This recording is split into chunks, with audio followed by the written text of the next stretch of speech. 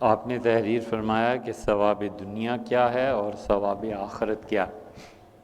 قرآن کریم میں کئی جگہ پہ آیا ہے، آتاہم اللہ ثواب الآخرہ، اللہ نے انہیں آخرت کا ثواب، ایسی اس طرح کی آیات حدیث میں بھی ایسے جملے آئے ہیں کہ اللہ نے انہیں دنیا کا ثواب عنایت فرمایا اور آخرت کا بھی، اور حسن ثواب الآخرہ، اور آخرت کا اچھا ثواب۔ لفظ ثواب کو اگر آپ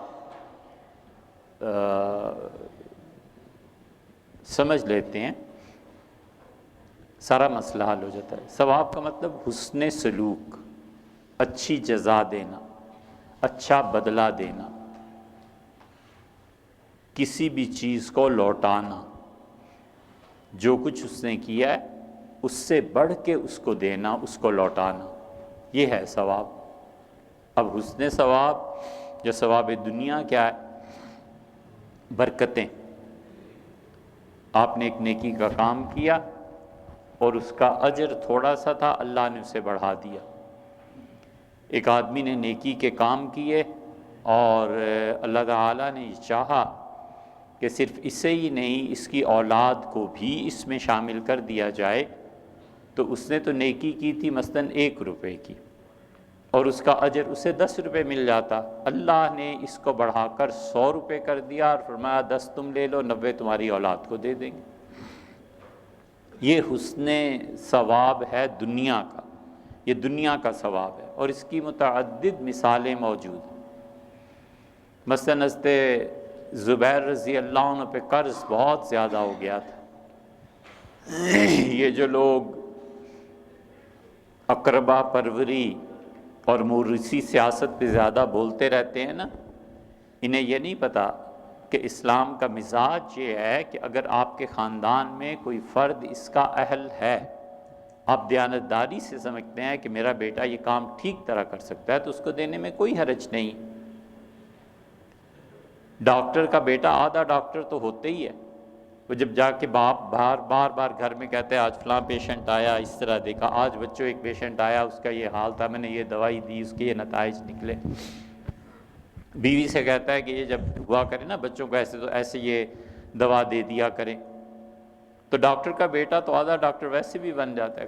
وکیل کے بیٹے کو دیکھیں کیسے بولتا ہے، اس لیے کہ باپ اس کو ٹرین کرتا ہے نا۔ مولوی کا بیٹا آدھا ویسے ہی مولوی ہو جاتا ہے۔ تو دنیا میں جس شعبے میں لوگ کام کرتے ہیں، اگر ان کے بچے اسی شعبے کو سنبھال لیں یا اس شعبے میں اچھے ہوں، تو ایک چیز خود بخود پوری ہو جاتی ہے، ریکوائرمنٹ۔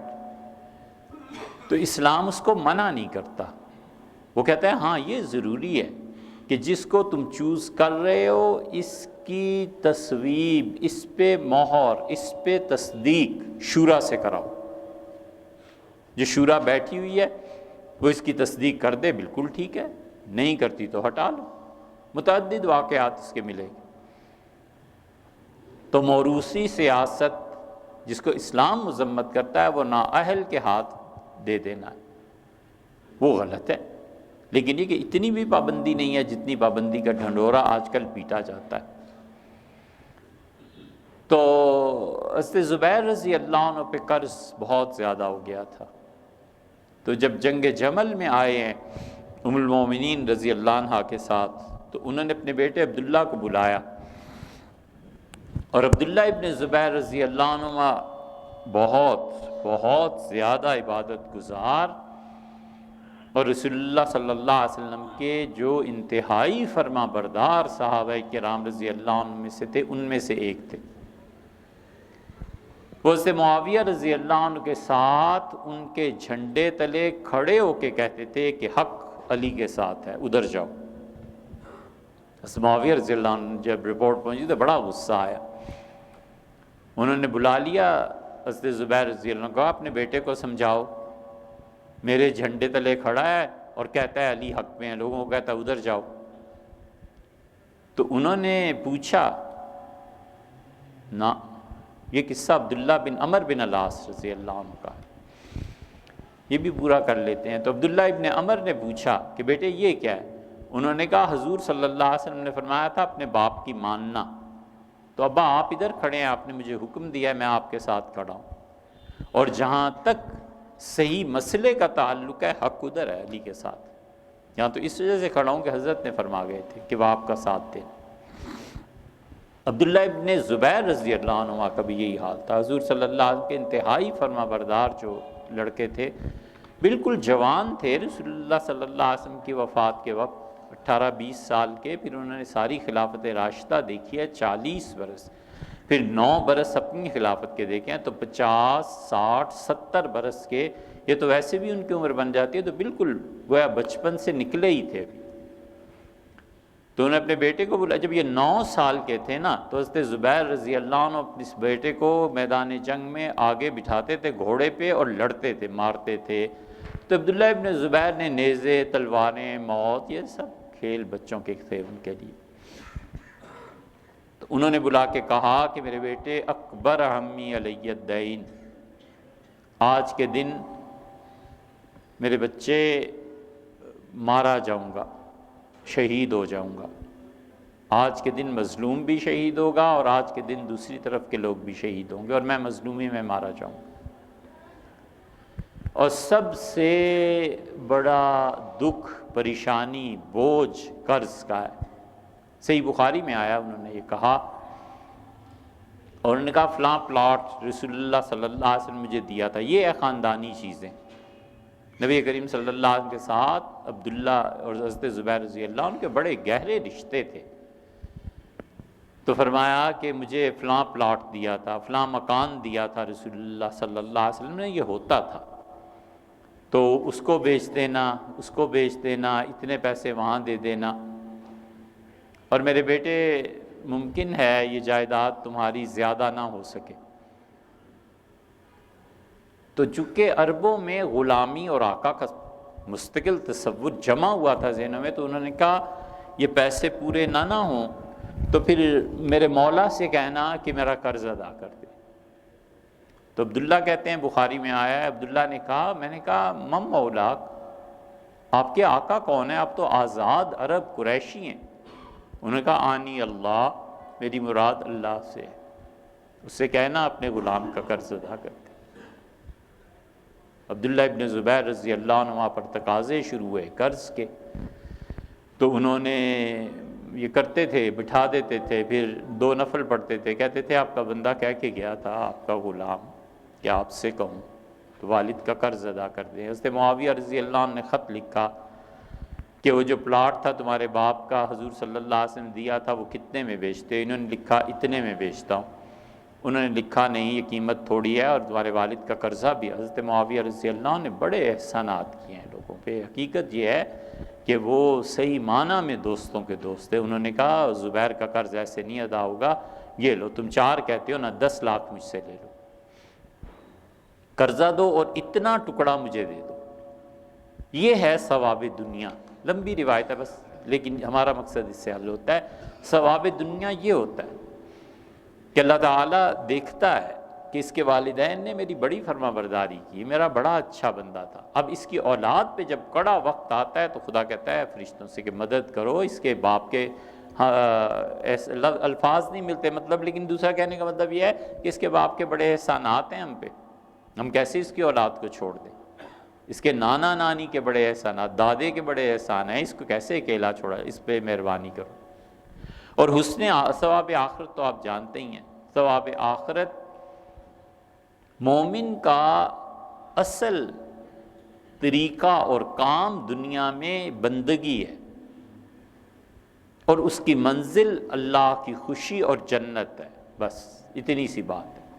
بندگی میں کھپے اور جنت کا حاصل حصول اس کی کوشش کرنا، یہ دوڑ ہے جو لگی ہوئی ہے، بس اس دوڑ میں جائے۔ دونوں کا فرق اور اہمیت یہ ہو گیا بھی۔ ثواب دنیا کافروں اور مشرکوں کو بھی ملتا ہے، کافر و مشرک کو بھی اللہ ثواب۔ اللہ کی ذات بڑی غیرت مند ہے، ذرہ برابر کسی کا احسان نہیں رکھتی۔ خدا کی یہ خاص عادت ہے، کوئی کر کے دیکھے اس کے ساتھ حسن سلوک، وہ منٹوں میں ایسے بدلے دے دیتا ہے کہ میرے ساتھ نیکی کرتے ہو نا، لو ہم تمہارے ساتھ یہ کر رہے ہیں، ایک ایک کے 1000 دیتا ہے۔ کافر کو بھی، کافر کو حسن ثواب یا ثواب دنیا یہ ملتا ہے کہ اللہ سب سے بڑا انعام اس شخص پہ کرتا ہے، اسے ایمان کی دولت دے دیتا ہے۔ بخاری میں آیا ہے، حکیم ابن حزام رضی اللہ عنہ نے رسول اللہ صلی اللہ علیہ وسلم سے کیا تھا کہ اللہ کے رسول، زمانہ جاہلیت کفر کے دور میں نے جو کچھ خرچ کیا تھا، کیا مجھے اس کا کوئی اجر ملے گا؟ تو آپ نے فرمایا اسلمت علی ما اسلفت، وہ جو کفر کے زمانے میں نیکیاں کرتے رہے ہو نا، اسی کی وجہ سے تو اللہ نے اسلام دیا ہے۔ اس لیے وہ کافر جو ظالم ہوتا ہے وہ خدا کی نظر میں زیادہ خراب ہے بنسبت اس کافر کے جو ظالم نہیں ہوتا، ظلم نہیں ہوتا۔ ظلم اللہ کو نفرت ہے، شدید نفرت ہے خدا کو ظلم سے۔ مسلمان کرے تو برا، کافر کرے تو برا، تو اسے اللہ تعالیٰ یہ ثواب دیتا ہے، کافر کی اولاد کو ثواب دے دیتا ہے، کافروں کے گروہ کو ثواب دے دیتا ہے۔ ثواب دنیا ہے وہ سارا، اللہ تعالیٰ ان کے ساتھ مہربانی کرتا ہے، عنایات کرتا ہے، بارشیں برساتا ہے۔ وہ اپنے مذہب کے مطابق جو دعائیں کرتے ہیں ان دعاؤں کو خدا قبول فرماتا ہے کہ اس نے دنیا میں جتنی نیکی کافر کرے گا خدا اسے بھی بہتر سے بہتر اجر دے گا۔ عصر اول اور عصر ثانی سے کیا مراد ہے؟ عصر اول کے بعد ظہر یا عصر ثانی سے قبل عصر کی نماز ادا کی جا سکتی ہے۔ بھیا کئی مرتبہ ہو چکا، کیوں اسے بار بار بھیجتے ہیں؟ یا آپ ریگولر نہیں نہ ہوتے تو پھر آپ کو ان مسائل کا نہیں ہوتا، کئی بار اس پہ بات کر چکے۔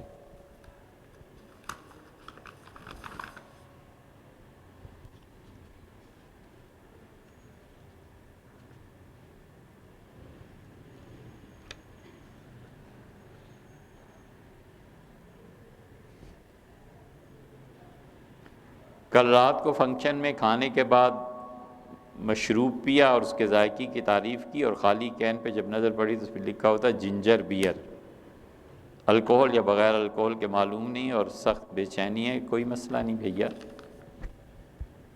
کوئی بات نہیں ایسی۔ جنجر بیئر جو ہوتی ہے یا اس طرح کی بیئر جو ہوتی ہے، بیئر اگرچہ شراب کے معنی میں استعمال ہوتا ہے لیکن اس میں الکوہل نہیں ہوتا۔ الکوہل کی بھی دو قسمیں، ایک میتھیلیٹڈ اسپرٹ کہلاتا ہے اور ایک اور ہوتا ہے وہ جو نشے کی کیفیت پیدا کرتا ہے، وہ تو اتنا مہنگا ہوتا ہے کہ وہ پرفیومز میں استعمال کیے ہی نہیں جاتا، اسپرٹ استعمال کی جاتی ہے۔ اسی لیے تو ہم پرفیوم کو غلط بھی نہیں کہتے۔ کوئی آدمی انگلش پرفیوم لگا کے آتا ہے اور اس پہ لکھا ہوا ہوتا ہے اگرچہ الکوہلک ہے لیکن وہ اصل میں اسپرٹ ہوتا ہے، ہم اس کا لگانا، استعمال کرنا، نماز پڑھنا مکروہ بھی نہیں جانتے۔ یہ سب دین کو ہٹا کر مبالغہ پیدا کرنا، خام خواہ لوگوں کی ذہنیت کو تشدد کی طرف بالکل نہ ہو، دیسی سنٹ کیا ہے یار، فرق کیا ہے آخر؟ عطر استعمال کرو، انگریزوں کا یہ بھی حرام ہے، عطر بھی حرام ہے۔ وجہ بتائیں نا شرعی، آپ ایک فتویٰ دے رہے ہیں، فتویٰ شریعت میں بہت بڑی اتھارٹی کی بات ہے، آپ دلیل بتائیں۔ آپ کا ذوق دلیل نہیں ہے، آپ کی ذہنی رجحانات دلیل نہیں، آپ کو نفرت ہے انگریزوں سے ضرور ہوا کرے، آپ رکھیے اس کو، لیکن لوگوں کو حکم نہ بتائیے۔ حضرت مولانا الیاس صاحب رحمۃ اللہ علیہ، ان کے کیا لکھتے تھے مولانا رحمۃ اللہ، مفتی مظفر صاحب رحمۃ اللہ علیہ، بڑے لوگ تھے یہ سارے، کاندلہ کا یہ خاندان ایک سے ایک بڑا آدمی تھا۔ عید کے دن آئے اور داماد بیٹے سب سلام کے لیے حاضر ہوئے، تو حضرت نے بڑے داماد کو دیکھا اور تھوڑی دیر کے بعد فرمایا کہ اب ہم ہندوستان نہیں رہیں گے، اب ہمارے گھرانے میں بھی انگریز آ گئے۔ تو عورتوں نے سنا، پریشان ہو گئیں، بیٹیوں نے پوچھا کہ بک کس وجہ سے؟ فرمانے لگے ہمارے بڑے داماد کو دیکھو، بٹن لگا کے آئے ہیں، اور یہ انگریزوں کی تہذیب ہے، ہمارے گھر میں بھی داخل ہو گئی، ہم ایسے گھر میں نہیں رہیں گے، ہم حرمین شریفین چلے جائیں گے، اور چلے بھی گئے۔ بالکل ٹھیک ہے حضرت، لیکن اب ہم یہ فتویٰ دے دیں کہ بٹن حرام ہے، یار نہیں ہو سکتا نا، یہ فتوے میں تجاوز کرنا ہے، یہ مذہب کا غلط استعمال ہے، یہ دین کا غلط استعمال ہے، یہ دین کے نام پہ لوگوں میں نفرتیں پیدا کرنی، مذہب کے نام پہ لوگوں میں تشدد پیدا کرنا ہے، جو نہیں ہے سو نہیں ہے، جو ہے سو ہے۔ کون کہتا ہے الکوہل جائز؟ لیکن الکوہلک یہ جو سپریز ملتے ہیں اور یہ جو خوشبو کے لیے فریگرنس، خوشبو کے لیے استعمال کیے جاتے ہیں، یہ سب جائز کہتے ہیں۔ آپ کیوں لوگوں کو یہ تعلیم دیتے ہیں کہ اگر یہ لگا کے آؤ گے تو جمعہ نماز مکروہ ہو جائے گی؟ وجہ آپ کے پاس دلیل ہونی چاہیے نا، کوئی دلیل نہیں۔ اور یہ صرف ہمیں ہی نہیں کہہ رہے، آپ فتویٰ دیکھیے، مفتی رفیع عثمانی صاحب نے فتویٰ اس پہ دیا ہے، مفتی رشید احمد صاحب آسن الفتاویٰ آپ کھولیں، اس میں انہوں نے صاف لکھا ہے یہ جائز ہے۔ تو جو جائز چیز ہے آپ اسے مکروہ کیوں قرار دیتے ہیں؟ یہ وہ مذہبی رجحانات ہیں جن کی حوصلہ شکنی ہونی چاہیے۔ دین کے نام پہ لوگوں کو متنفر کرنا، دین کے نام پہ لوگوں کو گمراہ کرنا، ایسی چیزیں۔ اس لیے وہ اگر الکوہلک مشروب نہیں ہے تو پھر آپ کو پریشانی کیا ہے؟ کس وجہ سے آپ پریشان ہیں؟ بیئر اگرچہ اس کو کہتے ہیں لیکن اس میں الکوہل استعمال نہیں ہوتی، نہ آپ کو نشہ ہے، کس وجہ سے ہوتا ہے؟ اور فرض کر لیجئے ایک لمحے کے لیے، فرض کر لیجئے تھا بھی اور آپ نے پی بھی لی، اللہ سے معافی مانگنی چاہیے، توبہ کر لینی چاہیے، خدا کو عرض کر دینا چاہیے کہ اللہ میں نے جان بوجھ کے ایسے نہیں کیا، اور تو اپنے بندوں سے درگزر فرماتا ہے، مجھ سے بھی درگزر کر، چھوٹی سی بات ہے۔ رکوع سجود میں تسبیح سبحان ربی الاعلی اور سبحان ربی العظیم کتنی مرتبہ پڑھنی چاہیے؟ کوئی حرج نہیں ہے، آپ طاق تعداد میں جتنی مرتبہ بھی پڑھ لیں، 3 مرتبہ 5 مرتبہ 7 9 11 جتنی مرتبہ بھی پڑھ لیں، کوئی گناہ کی بات نہیں ہے۔ البتہ امام کو چاہیے کہ وہ اتنا لمبا رکوع یا سجدہ کرے جتنا لوگ اس پہ راضی ہوں۔ اگر لوگ اس پہ راضی نہیں ہیں اور لوگ کہتے ہیں کہ مت اتنی لمبی نماز پڑھاؤ، تو ایسی نماز پڑھانا امام کے لیے جائز نہیں رہتا۔ اور جب لوگ بھی خوش ہوں کہ بالکل ٹھیک ہے، اتنا لمبا رکوع یا سجدہ بالکل جائز حد تک ہے، کوئی حرج نہیں، امام کو بھی کر لینا چاہیے۔ امام کے لیے فقہا نے لکھا ہے کہ جتنا مجمع بڑا ہو اتنا ہی رکوع اور سجدہ اور اٹھنے اور بیٹھنے میں وقفے طویل کرنے چاہیے۔ مثلا وہ کہتے ہیں کہ امام کو چاہیے کہ عید کا دن، جمعے کا دن جب ہزاروں کا مجمع ہوتا ہے یا سینکڑوں کا، تو اسے چاہیے کہ رکوع اور سجدے میں 5 مرتبہ تسبیح بیان کرے، تاکہ کوئی بوڑھا آدمی ہے اٹھ کے کھڑا ہو جائے، کوئی سجدے میں جا رہا ہے اپنا سجدہ پورا کر لے۔ پہلی رکعت کے رکوع کو طویل کرنا تاکہ کوئی بھاگ کے آ رہا ہے اور اس رکوع میں شامل ہو جائے، یہ مستحب ہے، حضور اقدس صلی اللہ علیہ وسلم کبھی کیا کرتے تھے، لیکن اس کو یاد رکھنا چاہیے۔ امام ابو حنیفہ رحمۃ اللہ نے فرمایا اگر رکوع لمبا اس لیے کرے کہ خان صاحب آ رہے ہیں، رکوع لمبا اس لیے کرے کہ یہ وہ آدمی آ رہا ہے جو چندہ وندہ زیادہ دیتا ہے، رکوع لمبا اس لیے کرے کہ شیخ صاحب پیسے زیادہ دیں گے، بعد میں کہ شیخ صاحب میں نے آپ کے پاؤں کی آواز سن لی تھی، لمبا رکوع اس لیے کیا کہ میں نے کہا چلیے آپ کو رکعت مل جائے۔ امام ابو حنیفہ رحمۃ اللہ نے فرمایا خاف علیہ شیء عظیم، مجھے اس کے متعلق ڈر ہے کہ کہیں بہت بڑا گناہ نہ کر بیٹھے، یعنی شرک۔ رکوع اللہ کے لیے تھا نا، اور نامعلوم ہے کوئی آدمی بھاگتا ہوا آ رہا ہے، اسے پتہ ہی نہیں، اس نے رکوع لمبا کر دیا کہ چلو ایک مسلمان کو رکعت مل جائے، کوئی حرج نہیں۔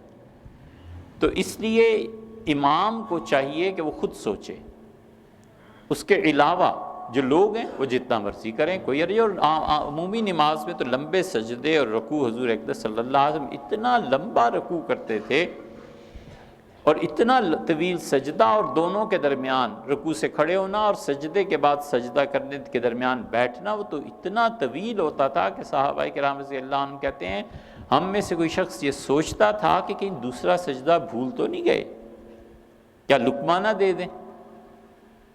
یہ چیزیں ہیں، اس سے کوئی حرج نہیں۔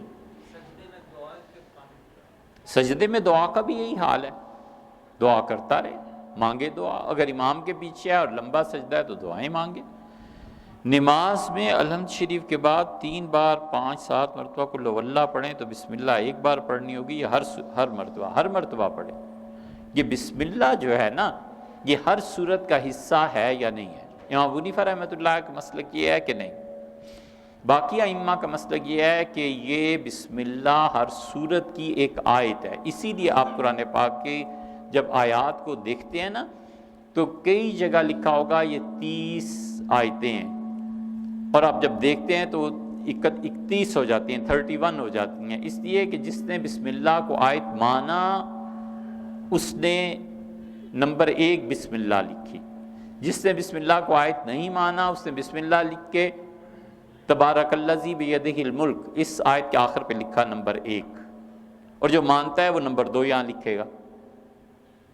اس لیے تعداد آیات میں فرق ہے، 113 کا فرق کبھی کبھی پڑ جاتا ہے، کبھی اس سے بھی زیادہ، کبھی اس سے بھی کم، وہ بھی ایک الگ ٹیکنیکل بحث ہے، وہ چھوڑیے اس کو۔ لیکن یہ کہ بسم اللہ کو ہر صورت کے ساتھ ملا کر پڑھنا چاہیے، حتیٰ کہ یہ جو سورہ فاتحہ ہے، سورہ فاتحہ کے آغاز میں پہلی میں تو ثنا پڑھے گا، تعوذ اور اعوذ باللہ کے بعد بسم اللہ پڑھے گا، پھر فاتحہ، اور دوسری تیسری چوتھی رکعت جو ہوتی ہے اس میں کھڑے ہوتے ہی بسم اللہ کو پڑھنا سورہ فاتحہ سے پہلے یہ سنت موقدہ ہے، اور اگر کوئی آدمی کھڑے ہوتے ہی الحمدللہ رب العالمین سے شروع کر دے گا اور اسے اپنی عادت بنائے لے گا تو گناہ گار ہوگا۔ ہمیشہ دوسری تیسری چوتھی رکعت میں جب بھی کھڑا ہو تو بسم اللہ اور فاتحہ، اور فاتحہ کے بعد جب سورت شروع کرنی ہے تو پھر اگرچہ اختیار ہے لیکن بسم اللہ کا پڑھ لینا اس وقت بھی بہتر ہے۔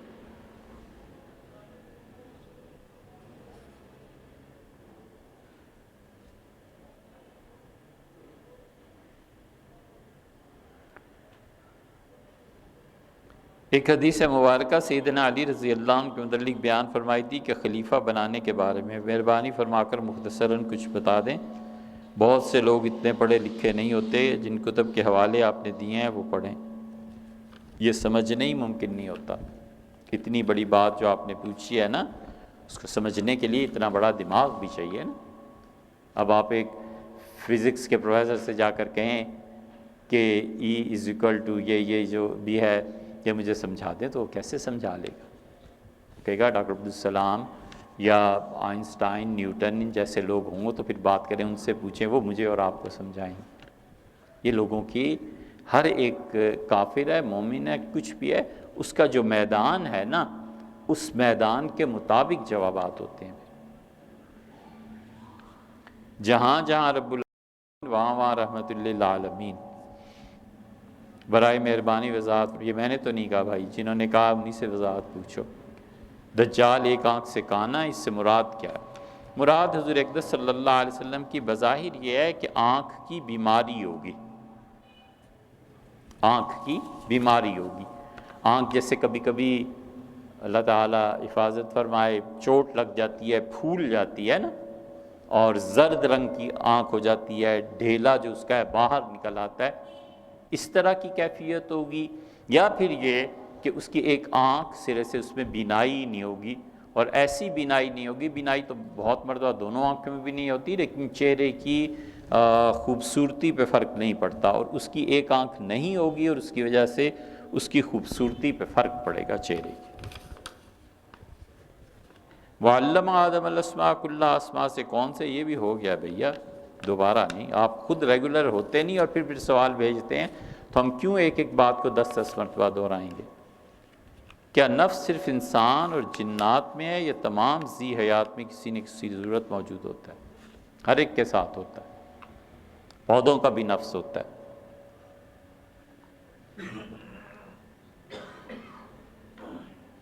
پودوں میں بھی نفس امارہ ہوتا ہے، پودے میں، پھول میں جو نفس ہوتا ہے نا وہ خود گناہ کی دعوت دیتا ہے، اور اس کی مناسبت جس گناہ کی جس فرد کے ساتھ ہوتی ہے وہ پھول خود ہی اس تک بھی پہنچ جاتا ہے تاکہ اس گناہ کی قوت میں اضافہ کرے۔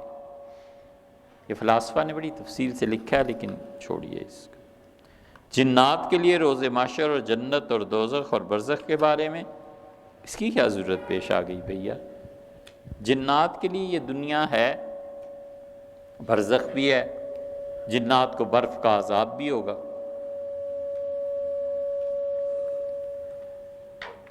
سورہ فرقان کی تفسیر پڑھیے، اس میں مفسرین نے لکھا ہے، اور جنات کے بارے میں احکام المرجان ایک کتاب ہے، 8ویں صدی کے ایک حنفی فقیہ ہیں، انہوں نے لکھی ہے، اسے پڑھی، اور کتاب الروح یہ ابن قیم رحمۃ اللہ علیہ کی ہے، اسے پڑھیے، اس میں آپ کو تفصیلات ملیں۔